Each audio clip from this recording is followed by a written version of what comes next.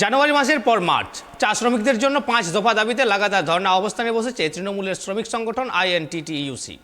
শনিবার কেন্দ্রীয় প্রতিমন্ত্রী জন বার্লা এবং মাদারিহাটের বিজেপি বিধায়ক মনোজ টিগ্গার বাড়ির সামনে বিক্ষোভে সামিল হয়েছিলেন শ্রমমন্ত্রী মলয় ঘটক। অবশেষে বিক্ষোভ প্রসঙ্গে মুখ খুললেন কেন্দ্রীয় মন্ত্রী জন বার্লা।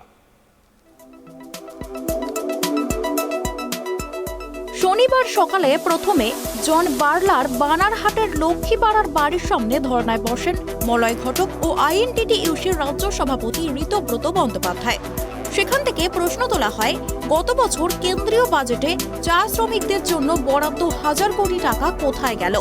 এছাড়া চা শ্রমিকদের পিএ প্রদান, চা শ্রমিকদের অবসরের বয়স বৃদ্ধি, শ্রমিক সন্তানদের জন্য স্কলারশিপ চালু সহ 5 দফা দাবিতে সুর চড়ান মলয় ঘটক। তিনি জানান, আন্দোলন চলছে, আগামীতে বিভিন্ন চা বাগানে আন্দোলন হবে। অবশেষে এই প্রসঙ্গে সরব হলেন জন। আন্দোলন করে মানুষকে বোকা বানাচ্ছে তৃণমূল কংগ্রেস।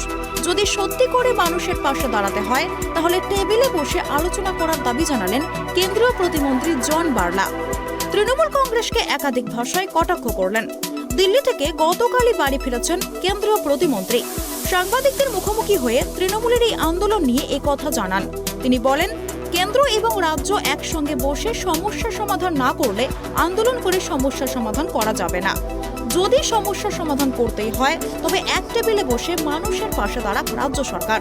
তিনি আরও আক্ষেপ করে বলেন, গত নির্বাচনে তাকে যেভাবে হ্যারাসমেন্ট করা হয় তাতে তিনি ক্ষোভ প্রকাশ করেন।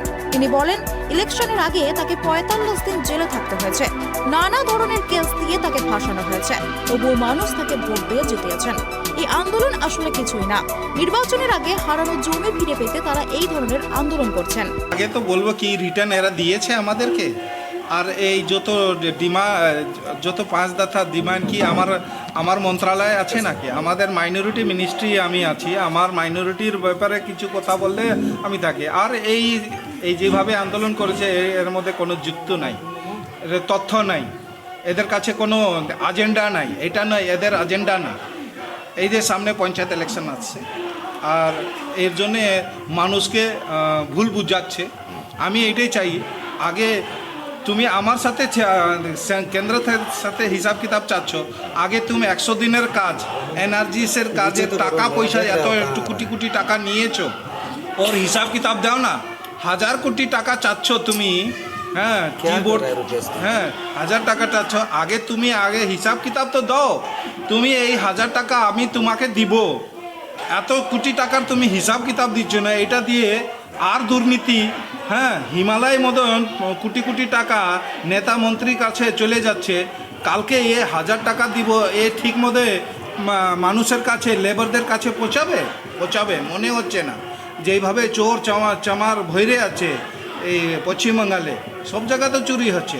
আগে আমি হিসাব এদের চাচ্ছি যারা এসএসসি থেকে এরা পাস করে বসে আছে আর পোতে নাইমে আছে এদের চাকরির জন্যে, আর যারা চাকরি যোগ্যতা ওরা চাকরি পাচ্ছে না, আর যারা টাকা পয়সা 15, 20, 25 লাখ 50 লাখ টাকা দিয়ে চাকরি নিয়েছে, এখন ওদের চাকরি চলে গেছে।